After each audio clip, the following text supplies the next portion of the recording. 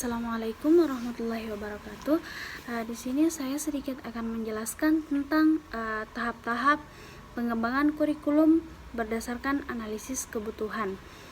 Pengembangan kurikulum merupakan suatu langkah-langkah dalam mengimbangi berkembangnya suatu ilmu pengetahuan, teknologi, sosial politik, ekonomi, dan sebagainya, sehingga pada akhirnya dapat memberikan suatu gambaran mengenai arah dan tujuan produk kurikulum itu sendiri yang ada dan akan diimplementasikan oleh suatu implementator kurikulum berdasarkan kebutuhan kurikulum atau kebutuhan peserta didik dari waktu ke waktu.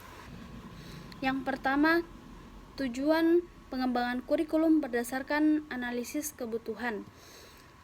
Tujuan menjadi pusat kegiatan dan arah semua kegiatan pada pendidikan. Perumusan komponen-komponen kurikulum hendaknya mengacu pada suatu tujuan pendidikan.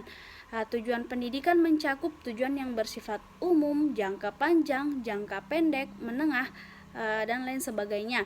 Adapun tujuan pendidikan bersumber dari ketentuan dan kebijakan pemerintah. Yang kedua, survei mengenai persepsi orang tua dan masyarakat tentang suatu kebutuhan-kebutuhan yang dikirimkan melalui angket wawancara dan sebagainya. Kemudian yang ketiga, survei tentang pandangan para ahli. Yang selanjutnya, pengalaman negara-negara lain dalam masalah yang sama. Kemudian penelitian.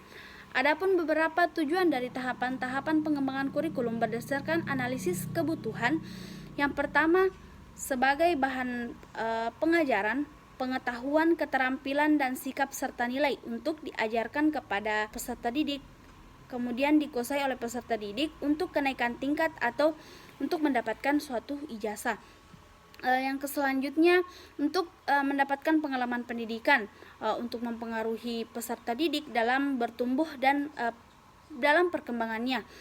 Yang selanjutnya, agar peserta didik memperoleh hasil belajar yang mereka kehendaki. Kemudian yang kelima, untuk mencapai suatu tujuan pendidikan. Yang kedua, isi. Memilih isi pendidikan yang sesuai dengan kebutuhan pendidikan yang telah ditentukan oleh para perencana kurikulum perlu mempertimbangkan beberapa hal berikut. Nah, adapun yang termasuk isi, materi kurikulum berupa bahan pelajaran terdiri dari bahan kajian atau topik-topik yang dikaji oleh peserta didik dalam suatu proses pembelajarannya. Kemudian yang selanjutnya, yang kedua, mengacu kepada pencapaian tujuan setiap satuan pelajaran. Yang ketiga, diarahkan untuk mencapai tujuan pendidikan nasional. Kemudian yang keempat, isi atau materi kurikulum hakikatnya adalah semua kegiatan pengalaman yang dikembangkan dan disusun untuk mencapai suatu tujuan dari pendidikan. Yang ketiga, metode. Metode pembelajaran mempunyai fungsi penting dalam kurikulum. Karena itu, penyusunannya harus berdasarkan analisis-analisis tugas yang mengacu pada tujuan kurikulum berdasarkan perilaku awal peserta didik.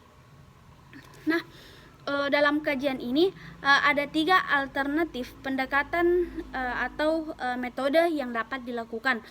Yang pertama, pendekatan yang berpusat pada mata pelajarannya. Kemudian yang kedua, pendekatan yang berpusat pada peserta didiknya.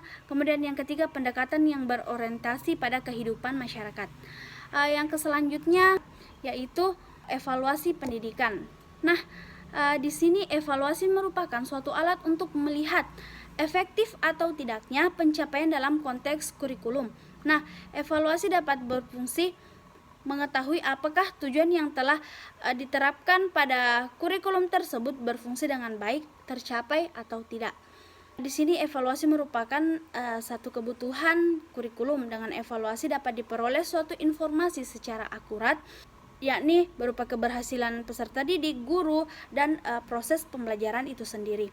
Nah, berdasarkan hasil evaluasi dapat dibuat keputusan kurikulum itu sendiri, di mana aspek yang dinilai bertitik tolak dari tujuan yang akan dicapai, sedangkan jenis penilaiannya itu tergantung pada tujuan diselenggarakannya penilaian itu sendiri.